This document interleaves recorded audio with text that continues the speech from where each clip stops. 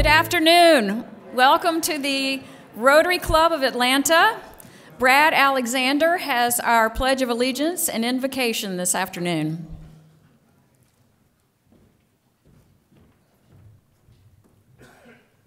Let us pray. God, thank you for allowing us to live in a time and place where we can gather and have honest discussions about tough topics without fear. Thank you for the special environment Rotary creates to talk in an environment of mutual respect where we all realize the core values that bring us together as Rotarians, parents, children, neighbors, and Americans are far more significant than the small areas where we disagree. Help us teach others the value of respectful discussion and the importance of relentlessly searching for common ground. Thank you for elected leaders who approach their hard and often thankless job with an attitude of service and the courage to do what is right. We need more of these people, God, and I ask that you touch other hearts to make the sacrifices that are needed to serve our city, state, and nation. Thank you for the food and the hands that prepared it. Please bless it and bless us this week as we seek to build goodwill and positive action in a world where unity can be hard to find. Amen. Please join me in the pledge. Pledge allegiance to the flag of the United States of America and to the republic for which it stands, one nation, under God, indivisible, with liberty and justice for all. Thank you. Thank you. Enjoy your lunch. Welcome again to all of you. Welcome to Rotary. Happy holidays. For those of you celebrating Hanukkah, we wish you a happy final evening tonight. And also my condolences to the Bulldog fans. I know it was a tough weekend for so many of us, and I guess it's on to the playoff. The spirit of civic engagement is baked into all of us here at Rotary. We've been talking about this a lot recently. We've spoken about the importance of our local elections, and even last year, Rotary took a very important leadership role in the nonpartisan Georgia Support the Vote initiative. To help give us some further perspective on this topic today, we're extremely honored to have with us Georgia Secretary of State Brad Raffensperger. Welcome, Secretary.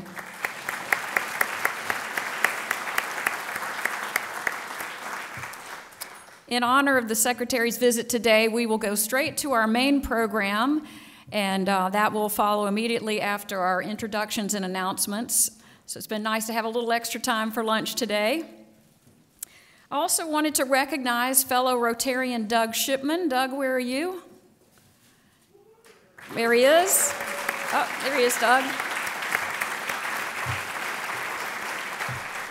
Congratulations on your election as our new official Atlanta City Council president. We're so excited for you. And also, congratulations go out to Mayor-elect Andre Dickens. Mayor-elect Dickens was a guest here at Rotary just last week, and we're hoping to have him back in the spring, as is a tradition with our club. We wish both of these new leaders great success in their new roles and very much look forward to supporting them. We're pleased to have with us a number of guests today.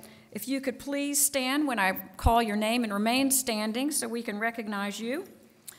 First, we have one visiting Rotarian, Emery Morseberger from the Gwinnett Club. Welcome, Emery. And then a number of guests of members. Nick Daly, guest of Walt Davis. Matthew Taglia, guest of Andrew Staunton. Maxine Lapidus, guest of Brendan Doherty. If you'll remain standing, please. Sophia Bork, guest of Jenna Kelly, and also Kirby Thompson, guest of Jenna Kelly. Alex Mammon, guest of Baha Zidan. Dr. Margaret Offerman, guest of Russell Medford. Lynn Siegel, guest of Jeff Rosenzweig. Chris Perlera, guest of Ivan Shamus. Allison Toller, guest of Lauren Kuntz. And Robert Sinners, guest of our speaker. Thank you and welcome to all of you.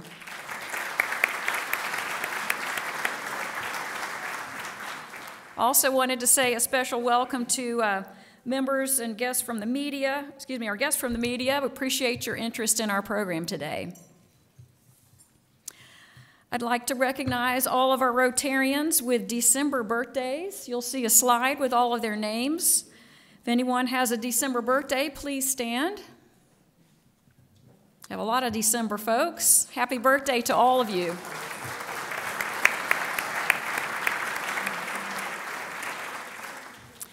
And finally, if anyone is a red badge member, new member, please stand. These are our newest Rotarians.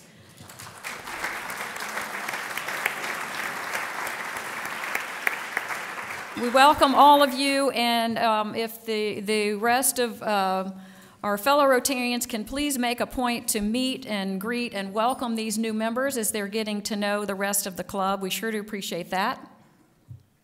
Finally, a look ahead at the next few weeks. We have a very exciting runway of programming. On December 13th, next week, we welcome Sheffield Hales, CEO of the Atlanta History Center, with a program on democracy. Following that, we'll have our special Rotarian Daughter Day on December 20th, featuring Roz Brewer, the CEO of the Walgreens Boots Alliance. And then we're off for the holidays. We'll reconvene January 10th when we kick off our Economic Expert Series, a tradition we've had for the past several years.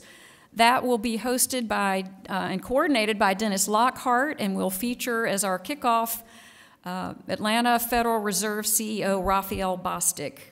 Please be sure to register early for each of those programs. We have the good fortune of starting to bump up against our capacity on registration, so register early. Also, just a final reminder to please sign in using the QR code. You'll see one posted at each table. If you haven't done so, please do so now. Thank you. I'm now pleased to introduce Bill Hennigan, partner with Hennigan Spencer Capital Partners. Bill, as you know, is our Fearless Programs co-chair together with David Rubinger. He and David continue to create a weekly cadence of programs, and they shape our programs each week with such a thoughtful perspective on the issues of the day. Today is no exception, and I will now turn it over to Bill to introduce our featured program. Thank you, Bill.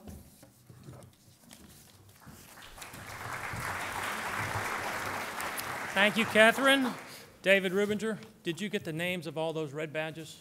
I was trying to write them all down because we're looking for some committee members for programs, just to put that out there.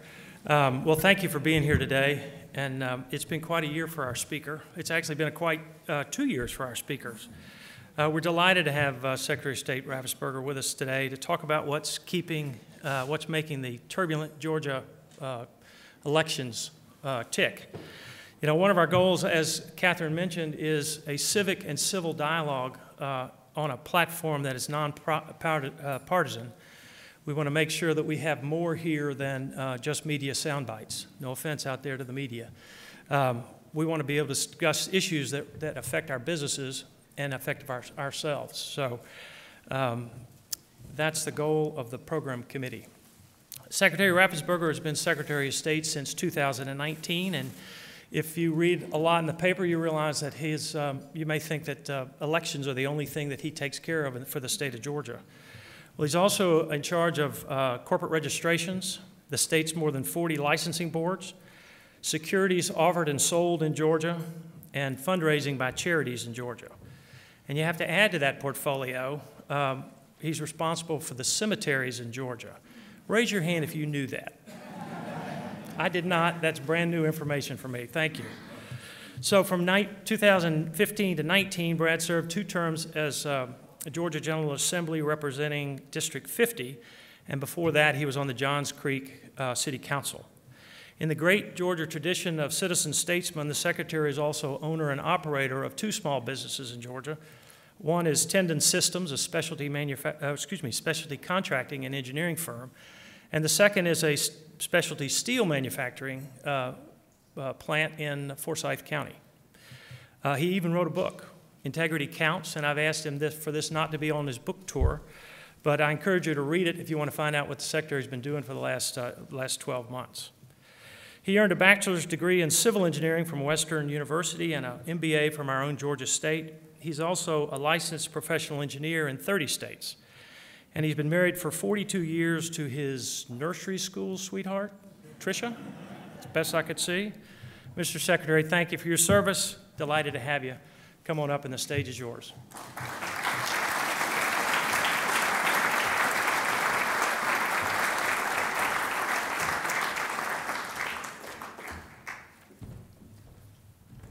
Well, good afternoon. It's always great to start these meetings off with some dry humor. But I met Tricia, saw her for the first time in the 11th grade, started dating in the 12th, and got married halfway through engineering school. And those last 2 years were the best 2 years of our lives, I sometimes think, because we were broke, but we were in love, and we had enough, and that's all that really mattered. So finished up and didn't have all those distractions once I got married, too. But anyway, I'm Brad Raffensperger, Secretary of State. And what I thought I'd do today is really best I can do, because I understand we live in polarized times. I understand that, and so do you. But what I want to do is explain really where we are, how we got where we are, but in a nonpartisan, bipartisan way. So no food fights, please.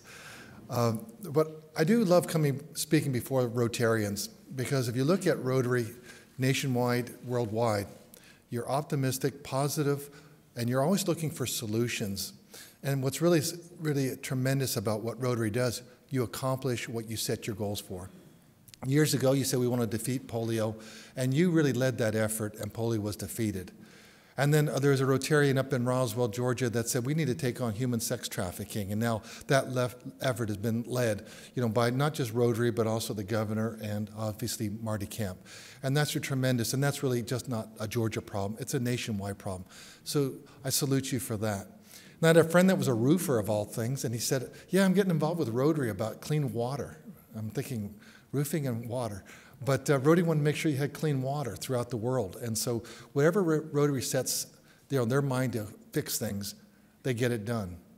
And I think that really says a lot, because what you do to get things going in the right direction is that you read your four-way test. Just imagine every morning if up in Washington, D.C., they read the four-way test. Is it the truth? Wow, wouldn't that be great? And is it beneficial to all concerned? And will it build goodwill? But at the end of the day, it's about getting things done. And I think that's really important. Also, since some of you follow politics in Georgia, I do want to let you know that when I was in the General Assembly, I was just really excited to be part of that group of people. And I won in a special election, and they plopped me down in this empty seat, and I had a Democrat on this side and a Democrat on that side. And what's really cool is that this Democrat over here, Patty Bentley, her and her husband own a funeral home down in Middle Georgia, Peach County. And on this side was Erica Thomas. And she had been raised in a foster home situation, and I'm a business owner. And so Patty and I understood business, but we all understood that we wanted to do the work for people in Georgia. And I know that there was those, quote, team votes. We didn't agree on all things. But when we had our disagreements or we had our conversations, and they were conversations, they were always built on mutual respect. And I think that's really what we need in the political realm. Keep your values, but let's have conversations so we can get things done for everyone. So I wanted to first talk about today SB 202, which is the Election Integrity Act of 2021. Kind of explain what it does do and what it doesn't do, because there was a lot of misinformation, disinformation. I guess everyone loves the best parts of a bill, and for me, the best part of that bill is that we've incorporated, for the very first time, photo ID on the absentee ballot situation with your driver's license number. So now if you have absentee voting, you'll have driver's license number with photo ID. You show up to vote on the early voting, you have photo ID. Election day, photo ID. It really unifies the process, but you have photo ID, which is an objective criteria. People say, why did you change everything if you had such a great election in 2020? Well, did you know that we had been sued by both the Democrat Party and the Republican Party over a signature match? Both of them said it was subjective. Guess what? I think so too. So when I ran in 2018, I said, let's have an objective measure. And I think driver's license number is very objective. So I think for me, that was probably one of the big things. Because when we do that and we have objectivity, it's tough to argue with facts. It's tough to argue with the picture. And so I think that's really good. It shores up voter confidence. And after 2020, voter confidence took a major hit. We also have some accountability measures. I think the one that I really like is that lines have to be shorter than 1 hour. The counties did a tremendous job in 2020. We had the June 2020 primary, and that was very difficult in some counties. And really, the larger the county was, the more they struggled. But it wasn't just the metro counties. But we went to work with the counties and making sure that they had the objective criteria, and they did a great job. They made sure they had enough machines for the number of voters that were going to show up on Election Day. And I screenshot what they had on November Election Day, and we had an average wait time of 3 minutes. It got as low as 2 at one point. There were some precincts that were about 50 minutes, but I didn't see a single one over an hour. And so with SB 202, lines have to be shorter than an hour. That's a good thing. So I think that's a very positive measure also. Now, there is one measure that has its pluses and it has its minuses, but I do like accountability. If you have a county that has failed and really just struggled with making sure it could start an election at 7 a.m., finish at 7 p.m., and get their vote totals done quickly, we never had a way for us the state to be able to hold them accountable because counties run elections. With SB 202, now the state election board has that accountability measure, and you can have a review panel. And right now they're investigating Fulton County. What's really interesting, I use this example, but just imagine you got little Johnny, and little Johnny knows that the teacher never checks his homework. Little Johnny, if he's not really diligent, may not do his homework. But when little Johnny knows that the teacher is checking the homework, all of a sudden, you have those eyes looking over your shoulder, things get done. And already we've seen that Fulton County is really paying attention and working hard at improving their process. There's a review panel that's going on right now, so you understand it's a bipartisan review panel. It consists of a Democrat election board member from Gwinnett County. It just happened to be Gwinnett. He's an engineer. I do like engineers. So he'll be very thoughtful and thorough. And then we have a Republican from a rural county. They'll be working together with our general counsel, doing a deep dive, getting all that information. At the end of the day, what we want as a Fulton County resident, we want the process to make sure it's smooth and runs like all the other counties, but so do the other 158 counties. Every county wants to get the results for all the counties so we can move forward. Now, I do have said and been very clear that I thought it best really the Secretary of State to chair that, and I no longer chair that. But be that as it may, I do think that having accountability is always a good thing. We do have Dropbox safeguards in place, so when you show up to vote, if you want to drop off your absentee ballot, that will now be dropped off at a county election location where there's early voting going during the early voting period. And so that is based on population, 1 for every 100,000. Some people would like to have more, and I've heard from actually some of the rural counties would like to have a few more, 1 for each of their precincts. The General Assembly said for the first time of putting this into state law, we're going to do 1 for every 100,000. What many people don't realize, although Fulton County and the metro counties had a lot of drop boxes, some counties, there were 35 of them, didn't have a single drop box in 2020. Now every single county will have to have a drop box. And I like the idea that's uniform, 1 for every 100,000 people. We also, we're going to have to work on this because this last election we had, there's an 11-day period where you have to request your absentee ballot. So in other words, 11 days before the election, you request your absentee ballot. And when you make that request, that gives the county time to receive your request, process the request, send the ballot back to you, then you send the ballot back to the county. And what happened in this last election cycle, some voters weren't aware of that. And so that really goes to voter education. I'm sure that both the political parties, all the political parties and outside organizations will be doing lots of voter education. I see a role for the Secretary of State's office to do that for 2022, but also each of the county election directors to make sure voters understand there's 11-day turnout. Before SB 202, people could send in their ballot, their request on the Friday before. The county wouldn't even get it before Tuesday. It was really just a cruel joke on voters. This way, there's a process in place, but we do need to make sure voters are aware there is a change there. So those are really the big changes, and I'll take questions later if we have time, and I'll take whatever questions you might have about that. But I did want to talk about what happened on the election of November 2020, so you can really understand exactly what was the situation. There were a lot of allegations that were made. And I wrote a 10-page letter to Congress. It's on our website, sos.ga.gov, and you can read that. So what was alleged is that there was 10,315 dead people that voted. In my letter, I said there was 2. I need to update that. Ryan Germany told me about a month ago, Brad, we found 2 more. So we found 4 dead people, not 10,000 dead people. And obviously, we do an investigation. They'll be brought before, it won't be the dead people, but the people that voted for them. But they'll be coming before the state election board for prosecution. They said that there were 66,000 underage voters.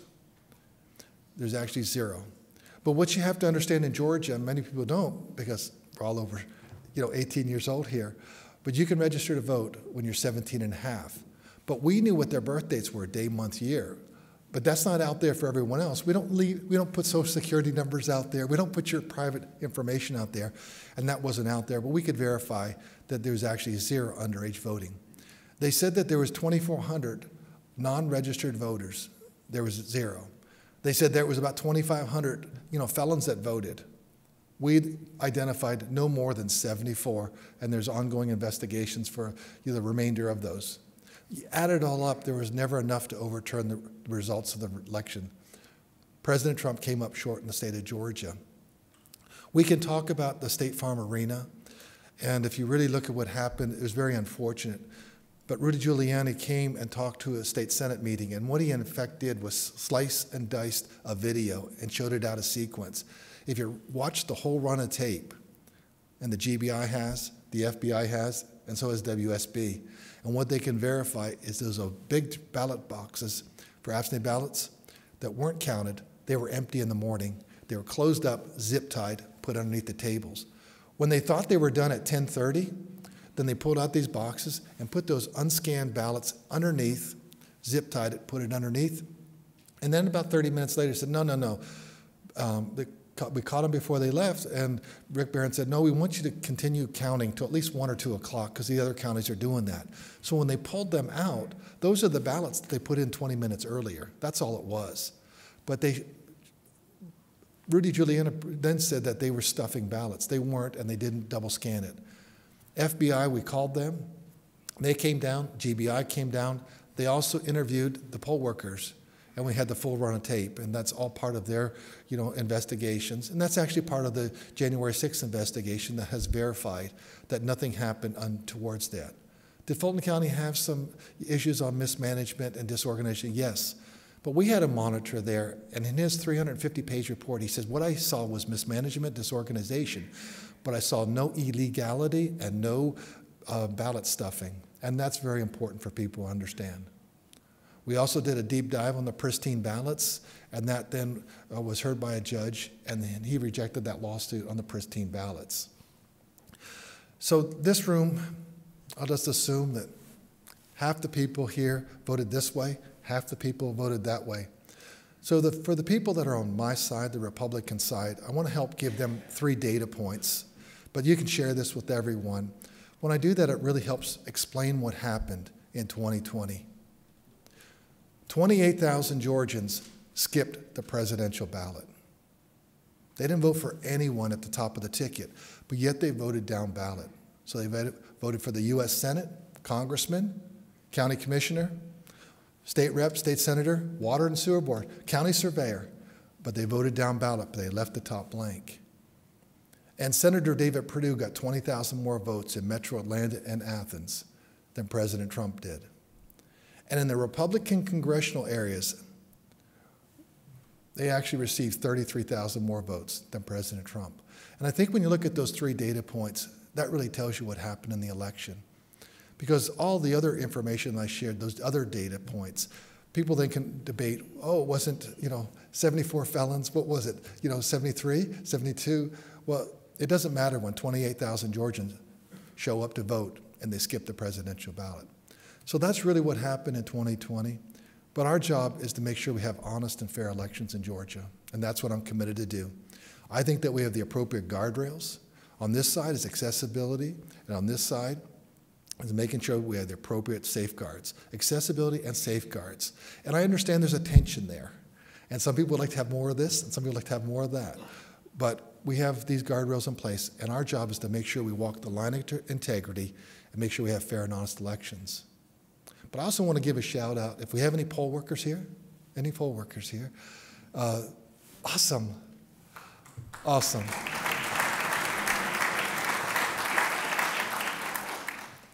what you do is so important, and you think about the average age of poll workers before the pandemic was 72. We put out a big will call, and all organizations were doing that. Big poll work. We actually found over 50,000 additional poll workers to replace the ones that we had lost. And so we had plenty of people, not just on the bench, but out there, working those 16-hour days. You imagine if you're over 70 years old working a 16-hour day. You have to just salute those people. And what you have to understand, the poll workers that are working those precincts, those are the people you see at the grocery store. Those are the people you see at Rotary, Kiwanis, at your church groups. You see them all over the neighborhood, at soccer fields, football fields. They're your neighbors. And when you start understanding those are the people that are walking that, do you trust your neighbor? I do. And so you can trust people because it has integrity built up and down the line. Your counties are fighting hard for that. So it's not just me that's making sure I'm holding, fast on that. It's also your county election directors. And that should give you great hope and great confidence in the elections. I know that 2022, we can say the same thing about 2022 like I did in January of 2020. I said, I understand at the end of the day, half the people are going to be happy, half the people are going to be sad. But I want 100% of the people to have confidence in the results of the election process. And I'm going to fight hard to make sure that's what you'll have in 2022. So if we have time, I'm more than happy to take as many questions as time affords us. All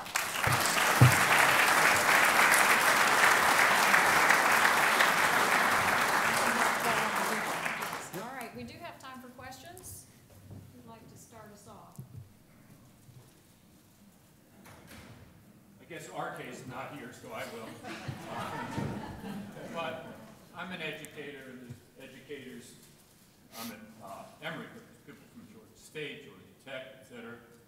Could you talk about some of the wellspring of the integrity that you demonstrated? And I hope people across the political spectrum would see that it took a lot of integrity. And then is there anything we can do in the schools or universities to try to have people stand up for their principles? Should we have civics classes, et cetera? Well, I think it starts really at your parent level, when you're raising up your kids. And I look at my dad, World War II generation. I call it small town values, but I really think in World War II, it didn't matter if you came from Brooklyn, you came from the coal fields of West Virginia or the cotton fields of South Georgia.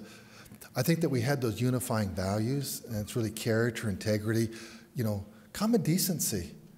I went down to Bainbridge, and there was a person that came down from the metro region and started throwing out all these, argumentative questions to me. I could just see Carol Hurd kind of cringing, thinking, we don't do that here. And so I don't want to see those values just in small town because they're good values. They're Rotary values. They're universal values of kindness. And Ronald Reagan even talked about kindness, so it doesn't mean I can be conservative and still be kind. And I think that's really important. Kindness is really important. I think that our teachers have a big part to play, but also the National Association of Secretaries of State. We hold up it as our model, the Margaret Chase Smith Award. And she actually, as a Republican senator, stood up and took on Joseph McCarthy in the 50s.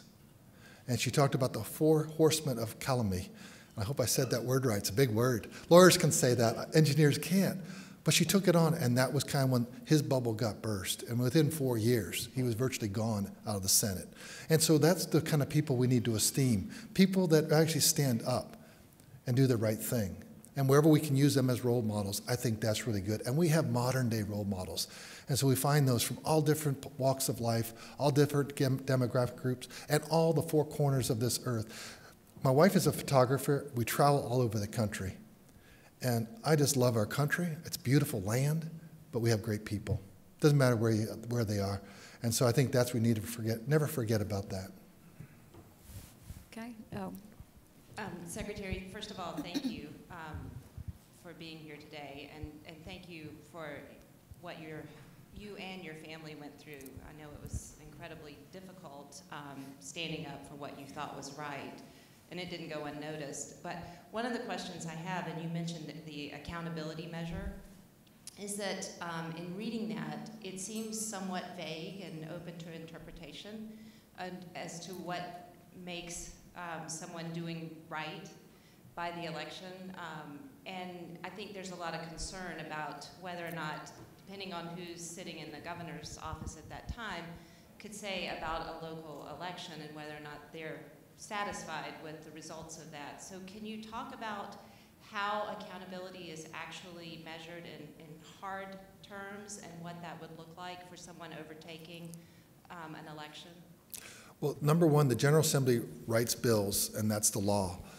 But then the State Election Board writes administrative code. And that's really the rule book for all the counties to follow. So did they start at 7? Did they finish at 7? Those type of things. So it's really following all the procedures.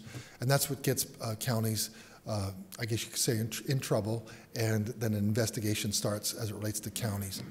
As it relates to the State Election Board, that now consists of the Democrat Party, Republican Party, the General Assembly on the House side and the Senate side pick 4 members, and then the governor does.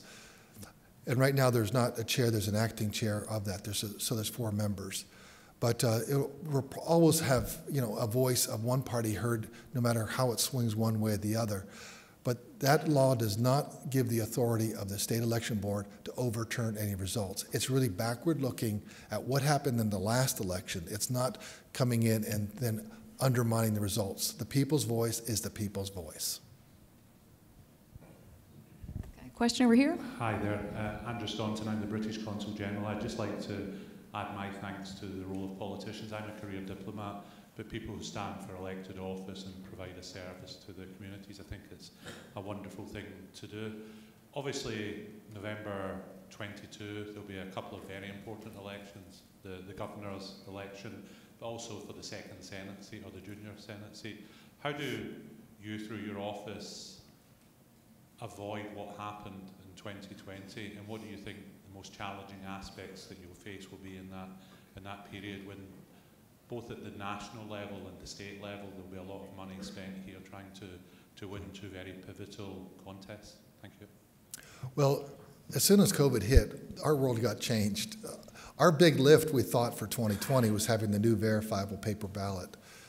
But one of the things that we did, we were very proactive. We stood up an absentee ballot fraud task force, which was bipartisan. One of the members was Bobby Christine from the Southern District. But we also had Democrat, former district prosecuting attorneys to make sure we had all eyes on it. We wanted to make sure people had confidence in the absentee ballot process. But also we had a really close election result. House Bill 316, which we passed in 2019, required us to go ahead and have an audit of a statewide race. I picked the presidential race because obviously that had the most national significance. And we could have just run those ballots through the scanners, but people were saying that machines flip votes, so we did a hand recount. So we did everything that we could. In fact, I went out there and did many press conferences. Gabriel Sterling was out there virtually almost every day, so we would have sometimes 2 press conferences, sometimes 3 press conferences a day. I'm not here to sell books, but if you look at my book, it'll actually say, this is what we did on this day. We're out there almost every day dispelling rumors. But you have to understand, our office, on a good day, might have 40,000 Twitter followers, and it had probably well less than 20 at the beginning of the cycle, and then some other people have 80 million Twitter followers. That's like the Swiss Army trying to take on the American Army. It's not, they're good soldiers over there in Switzerland, but you're just outmanned, and that's really what happened. So it gets down to, we had to make sure we walked our integrity every day and we spoke the truth. And every day I was asking my team also, did we miss anything? What can we do? We want to give voters confidence in that, and that's what we did. So we can't control other people. The only person that I can control is really myself and my team. I gotta look at myself in the mirror every day. It's the man in the mirror. I have a question, actually. How did you get interested in the role that you currently lead, and also if you had to look back on a person who most shaped your personal values, who would that be? Well, my dad definitely, but because a father and a son is just a real, I think sometimes moms by boys and girls maybe, but they don't get appreciated. They're doing all this work. I had a sister a year older, a year younger, and then one sister 6 years younger, and a brother 15 years So my mom was pretty darn busy, but my dad was, you know, my hunting, I was his guide, I guess you'd say, or his hound dog, but hunting, fishing, sports, and that's kind of what our world was. As long as I did good in school, got B's, sometimes some A's, and that was good enough. So my dad was definitely, and my dad was an honest guy, quiet, self-assuming, worked hard. So I think that's the value system. And what the other part of the question was? Just about how you got interested in your current role. Well, I loved working in the General Assembly because you're looking at all of Georgia. And really, it's when you, particularly when you have a Metro Atlanta district, I understand Metro Atlanta is important, but so is rural Georgia. And so really you start listening and talking to other parts of the state, and you see that they have struggles too. So it really gives you a statewide perspective. But the Secretary of State's office is a great spot for someone that comes out of the business community because we have professional licensing. I'm a licensed structural engineer, licensed general contractor. I understand how important that is. Corporations, I got lots of corporations. I think that's got to run like a Swiss timepiece. And I think about securities and charities. We want to make sure we have honest charities. We make sure you pay for that cemetery plot. You know, when you do pass on to the great beyond, that there's actually a plot there for you. So that's really important. And then elections, I think it's really important that we have fair and honest elections. I think only American citizens should vote in our elections. And then make sure that you're over 18 and make sure you're a Georgia resident. Buying that, that's about it. So then go ahead and knock yourself out and, you know, pick your horse and run hard for it. So I just believe in that. So I think it kind of touches all those wheelhouses, and we've been pretty busy. Yes. Oh, sorry. Back in the back. As everybody in the room knows, we lost, Atlanta lost the All-Star game as a result of Commissioner Manfred's decision that our legislators had passed a bill that was unsatisfactory. Can you talk about the rest of the country and the bills, the voting bills that they have, and how our voter bill compared to those? Because when you read about our bill from various sources, it doesn't seem to be that extraordinary of a restrictive bill as it was cast to be at the moment. So can you speak about how are we a big outlier, or no, are there a good number of states that have more restrictive voter rights bills?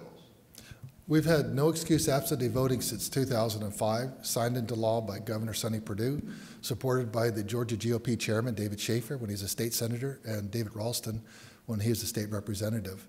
So that's been the law of the land in Georgia since 2005, and that was not changed. We had 16 days of early voting. Now it's up to 17 mandatory days plus 2 for counties. That's more than New York, New Jersey, and Delaware.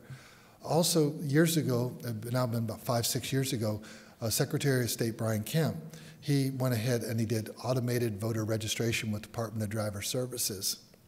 And some people on the right actually didn't care for that. What it did is it shot our numbers up for registrations, but what it really gave us was good data. Because when we're tied in with the Department of Driver Services, as soon as you move from one part of the state to the other, then you're going to update your driver's license, so we have good data. And so we also have record registrations. We have right now about 7.5 million voters. We had record registrations, and we also have record turnout. Record turnout in 2018, we had 4 million. Last year in 2020, we had 5 million voters. If you look at everything that we've done, most states have a cutoff for absentee ballot. Ours is 11 days, and you'll really look at states go from 7 to 11 to 13, some. And some states still have excuse space. You need to get a permission slip from the doctor to show up. And that's just, to me, it's a big burden for people to really work on that. So we're really, I would say, very balanced in what we have. We have photo ID, which is supported by the majority of people in both political parties and every single demographic group. They know it makes sense. Okay, yeah, yes. I think in the social environment of cocktail parties, dinner parties over the last number of years, having political discussions has become very difficult, where we're walking on eggshells to the point where we just don't have political conversations like we did years ago. In the environment where tens of millions of Americans think the last election was stolen, it becomes very difficult to talk back and forth at the table. As we go forward, do you have some ideas as to how we might be able to have more balanced social conversations where we get along with each other? Maybe it's part of the law, maybe whatever, but you're smiling because you know the answer.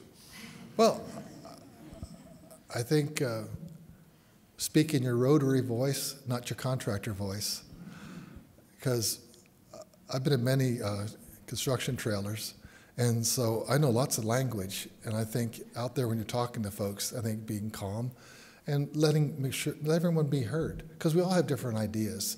In fact, just look at your family. You get all together for Thanksgiving, Christmas, something like that, and it's not everyone's going to think just like you. Even though you may even be on the same side of the aisle, there's still going to be points you want to pick with. I think just be respectful of each other. It just really, we have to understand that I believe that we're all created by the Lord, and I think that we're created in His image, and we are children of God, and I think the more we're kind to each other, I think that's a good thing. One more question here. First of all, thank you for your service and for leadership by example as much as the leadership of the role. I'm struck by your comment about the 1,000 or 100,000 rule, and you'd heard from some of the rural counties that there really would be interest in trying to, particularly the larger counties or where populations spread out, maybe a place where they could drop the ballot in more than one place. I also think there are very few counties in Georgia that have 100,000 population. Is there any chance that we might get this changed in order to move the line shorter so that the various places that are required to have advanced voting polling stations could also have a drop box? I don't know whether that's possible in the current political environment, but it seems to me it would help both the rural and the urban. Well, to your question, it's a General Assembly issue, but I know some of the county election directors have talked to me, but they know who their state reps are and their state senators. We've just run an election cycle, and so that's a great time for the first. I know it's a low turnout with the mayor's race versus next year, but still it's a great walkthrough or run-through, and so now they can come back and say, this is what we really need for our counties, and that's what I would encourage every one of them to do, is talk to their state reps, talk to the state senators, and say, oh, if it's not this number, what should it be, or should it be one for every early voting precinct? Because I've heard from actually many of the rural counties also, and it's just interesting, and I understand what they're saying, but that's not my job. My job is to follow the law, and the state reps and the state senators, they're the General Assembly, they pass the laws. Any other questions? No? All right. Thank you so much. Thank you.